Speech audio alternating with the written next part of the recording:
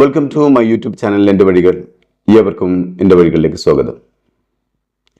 മദ്യവും മയക്കുമരുന്നും അരങ്ങ് തകർക്കുകയാണെന്ന് കേരളത്തിൽ. നമ്മുടെ ഗവൺമെന്റിന്റെ വരുമാന മാർഗത്തിന്റെ രണ്ട് ഉപാധികളാണ് മദ്യവും ലോട്ടറിയും. മദ്യത്തെ സാധാരണ മനുഷ്യർ മയക്കുമരുന്നെന്ന് വിശ്വസിപ്പിക്കാറുണ്ടെങ്കിലും ഗവൺമെന്റ് മദ്യത്തെ മയക്കുമരുന്നിന്റെ ഗണത്തിൽ പെടുത്തിയിട്ടില്ല എന്നുള്ളതാണ് സത്യം. നമുക്ക് മയങ്ങാനും മറ്റുള്ളവരെ മയക്കിക്കെടുത്താനും കഴിവുള്ള പദാർത്ഥത്തെ അല്ലെങ്കിൽ പാനീയത്തെ മയക്കുമരുന്ന് എന്നല്ലാതെ മറ്റെന്താണ് വിശേഷിപ്പിക്കേണ്ടത്? 2024 ജൂലൈയിലെ ലഭ്യമായ കണക്കനുസരിച്ച് കേരളത്തിൽ മദ്യത്തിൽ നിന്നും ലോട്ടറിയിൽ നിന്നുമായി ലഭിക്കുന്നത് ഏകദേശം 20,000 കോടി രൂപയാണ്. ഇതിൽ മദ്യത്തിൽ നിന്ന് ലഭിക്കുന്നത് 15,000 കോടി രൂപയും ലോട്ടറിയിൽ നിന്ന് ലഭിക്കുന്നത് 5,000 കോടി രൂപയുമാണെന്നാണ് കണക്കുകൾ സൂചിപ്പിക്കുന്നത്. അതായത് കേരളത്തിന്റെ വരുമാനത്തിൽ ഗണ്യമായ പങ്കും ജനങ്ങളെ ചൂഷണം ചെയ്തുകൊണ്ടും ജനങ്ങളെ കൊല്ലാക്കൊല ചെയ്തുകൊണ്ടും ഉണ്ടാക്കുന്നതാണ് എന്ന് സാരം. ഇതിനർത്ഥം നമ്മുടെ ഗവൺമെന്റ് ജനങ്ങളെ സേവിക്കുകയല്ല, ദ്രോഹിക്കുകയാണ് എന്നർത്ഥം. മദ്യത്തിന്റെ ഉപഭോഗം ഗണ്യമായി കുറയ്ക്കുക എന്നതാണ് ഗവൺമെന്റിന്റെ പ്രഖ്യാപിത ലക്ഷ്യം എന്ന് പറയപ്പെടുന്നു. എന്നാൽ മദ്യത്തിന്റെ ഉപഭോഗം എത്രമാത്രം ഉയർത്താൻ കഴിയുമോ അത്രമാത്രം ഉയർത്തുകയും അതിൽ നിന്ന് ലാഭം കൊയ്യുകയുമാണ് ഗവൺമെന്റ് ലക്ഷ്യമാക്കുന്നത്. ഓരോ വർഷവും പുതിയ പുതിയ സംരംഭം കൊണ്ടുവരികയും അതിനെ ശക്തിപ്പെടുത്തുന്ന മദ്യനയങ്ങൾ കൊണ്ടുവരികയും ചെയ്യുമ്പോൾ മദ്യത്തിന്റെ ഉപഭോഗം കുറയ്ക്കാൻ ഗവൺമെന്റ് വേണ്ട നടപടികൾ കൈക്കൊള്ളുന്നുണ്ടെന്ന് പറയുന്നത് രാജ്യത്തെ ജനങ്ങളെ വിഡ്ഢികളാക്കുന്നതിന് തുല്യമാണ്. ചാരായ ഷാപ്പുകളും ബാറുകളും നിർത്തലാക്കിയപ്പോൾ രാജ്യത്തെ ജനങ്ങൾ ഒരുപാട് ആശ്വസിച്ചു. പക്ഷേ ചാരായ ഷാപ്പുകൾക്ക് പകരം കള്ളുഷാപ്പുകൾ പെറ്റുപെരുകി. അടഞ്ഞുകിടന്ന ബാറുകൾ പൂർവാധികം ശക്തിയോടും കൂടുതൽ അലങ്കാരത്തോടെയും കൂടെ തുറക്കപ്പെട്ടു. ഒരു വർഷം മദ്യപന്മാർ മൂലം ഉണ്ടാകുന്ന വാഹനാപകടങ്ങൾ ഏകദേശം 1.5 ലക്ഷത്തിന് മുകളിലുണ്ടെന്നാണ് കണക്ക്. അതുപോലെ മദ്യപാനം കൊണ്ട് രോഗികളാവുന്നവരുടെ എണ്ണം സങ്കല്പിക്കാനാവാത്തതാണ്. നമ്മുടെ നാട്ടിലെ കുടുംബ കലാപങ്ങൾക്കും സാമൂഹ്യ തലങ്ങളിലെ അക്രമങ്ങൾക്കും നല്ലൊരു പങ്കും മദ്യപന്മാരുടെയും മയക്കുമരുന്ന് ഉപയോഗക്കാരുടെയുമാണ്. ഇന്ത്യയിലെ തന്നെ ഏറ്റവും വലിയ മദ്യവിൽപ്പനയും ഉപഭോഗവുമുള്ള സംസ്ഥാനമാണ് കേരളം.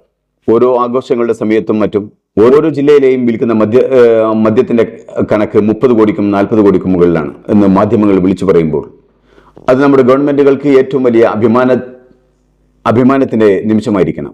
നമ്മുടെ രാജ്യം സ്വയം പര്യാപ്തമായിരിക്കുന്നു എന്ന ബോധമായിരിക്കണം അധികാരികൾക്കുണ്ടാവുന്നത്. ഇന്ന് തൊഴിലാളികൾക്ക് ലഭിക്കുന്ന കൂലി കണക്കിലെടുത്താൽ കേരളത്തിൽ ദാരിദ്ര്യരേഖയ്ക്ക് താഴെയുള്ളവരോ ദുർബലരോ ഉണ്ടാവാൻ പാടില്ല. പക്ഷേ ദിനേന 1000-നും 2000-നുമെല്ലാം പണിയെടുക്കുന്ന തൊഴിലാളികൾ 2 നാൾ ജോലിയില്ലാതായി കഴിഞ്ഞാൽ മറ്റുള്ളവരുടെ മുമ്പിൽ കടം ചോദിച്ചു നിൽക്കുന്ന കാഴ്ചയും സർവ്വസാധാരണമാണ്. ഇതിൻ്റെയൊക്കെ പിന്നിൽ നമ്മുടെ ഗവൺമെന്റിന്റെ 2 വരുമാന മാർഗങ്ങളാണ്, മദ്യവും ലോട്ടറിയും. ഈ 2 വിപത്തിൽ നിന്നും മോചനം കിട്ടിയാൽ കേരളത്തെ പോലെ സുന്ദരമായൊരു സംസ്ഥാനം ഇന്ന് ഇന്ത്യയിൽ ഉണ്ടാവുകയില്ല. സ്വന്തം കൂരയിൽ നിന്നും തൊഴിലിന് പോകുന്ന ചെറുപ്പക്കാർ പലപ്പോഴും തൊഴിലിടങ്ങളിൽ എത്താറില്ല. പോകുന്ന വഴിയിലെ തെങ്ങിൻതോപ്പിലെയോ അടഞ്ഞുകിടക്കുന്ന കടകളുടെ പിന്നാമ്പുറത്തോടുള്ള സഞ്ചരിക്കുന്ന മദ്യഷാപ്പുകളിൽ അവർ അഭയം തേടിയിട്ടുണ്ടാവും.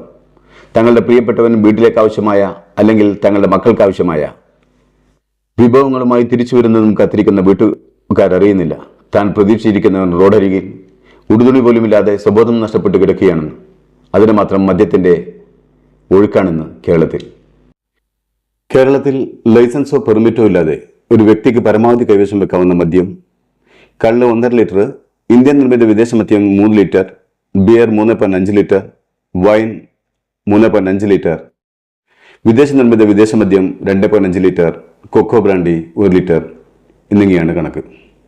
ഇത് 2012 കണക്കാണ്. അതിനുശേഷം മദ്യത്തിന്റെ ഉപയോഗത്തിനും സൂക്ഷിക്കുന്നതിനും പുതിയ പരിധികൾ ഉണ്ടോ എന്നറിയില്ല. ഈ കണക്കനുസരിച്ച് ഒരു വീട്ടിൽ 5 പേരുണ്ടെങ്കിൽ സ്വന്തമായി ഒരു അനധികൃത മദ്യഷാപ്പ് തന്നെ തുടങ്ങാൻ കഴിയും. അതാണ് കേരളത്തിലെ ഇന്നത്തെ അവസ്ഥ.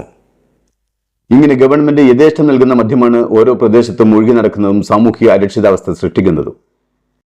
ഇന്ന് തൊഴിലെടുക്കാൻ കഴിവുള്ള ആരോഗ്യമുള്ള ചെറുപ്പക്കാർ പോലും മദ്യവിൽപ്പനയിൽ സജീവമാണ്. 6 കുപ്പി മദ്യം കൊണ്ടുവന്നാൽ അത് അല്പാൽപമായി ഒഴിച്ചു കൊടുത്താൽ മേലെ അനങ്ങാതെ ഒരു ദിവസത്തെ പണിക്കൂലിയും കിട്ടും. സ്വന്തം ആവശ്യത്തിനുള്ളത് മിനുങ്ങുകയും ചെയ്യാം. ഇന്ന് കുടുംബ ബന്ധങ്ങൾക്ക് വില കൽപ്പിക്കാതെ വഴിതെറ്റിപ്പോകുന്ന സ്ത്രീകളിൽ നല്ലൊരു പങ്കും മദ്യപാന്മാരുടെയും മയക്കുമരുന്ന് ഉപഭോക്താക്കളുടെയും കുടുംബത്തിൽ നിന്നാണ്. അതിന് കാരണം മദ്യത്തിനും മയക്കുമരുന്നിനും അടിമയാകുന്നവർക്ക് അവരുടെ കുടുംബത്തെ നേരാമണ്ണം ശ്രദ്ധിക്കാനാവുകയില്ല, അവരുടെ ആവശ്യങ്ങൾ അറിഞ്ഞ് നിവർത്തിക്കാനാവുകയില്ല. അതിലുപരി അവർ കുടുംബത്തിൽ വന്നാലുണ്ടാകാവുന്ന അക്രമവും മറ്റും തന്നെയാണ്.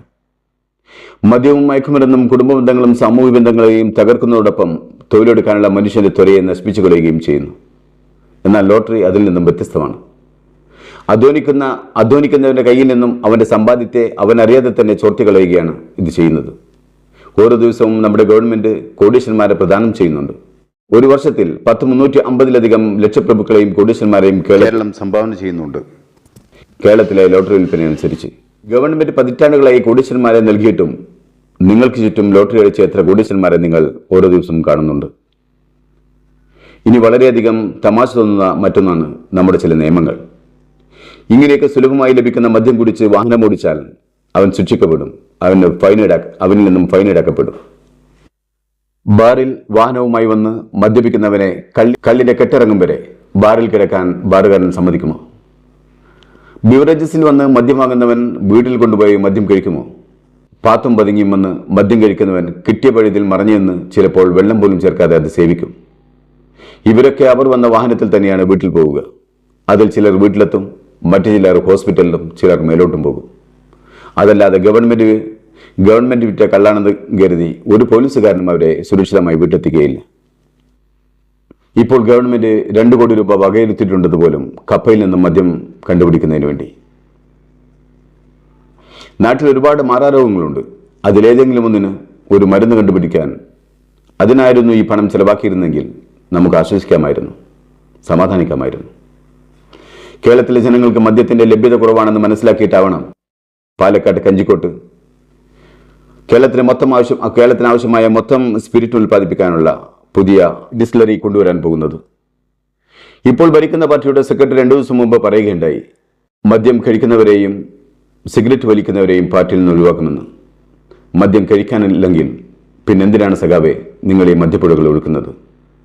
അതല്ല, മാർക്സിസ്റ്റ് പാർട്ടിക്കാരല്ലാത്തവരെല്ലാവരും മദ്യം കഴിച്ച് പണ്ടാരം മടങ്ങട്ടെ എന്നാണോ നിങ്ങൾ കരുതുന്നത്? സ്വന്തം കാൽച്ചുവട്ടിലൂടെ മദ്യപ്പുഴകൾ ഒഴുകുമ്പോൾ അതിൽ നിന്നും നിങ്ങൾ കുടിക്കരുതെന്ന് പറയാൻ മാത്രം വിഡ്ഢികളായത് എങ്ങനെയാണ്?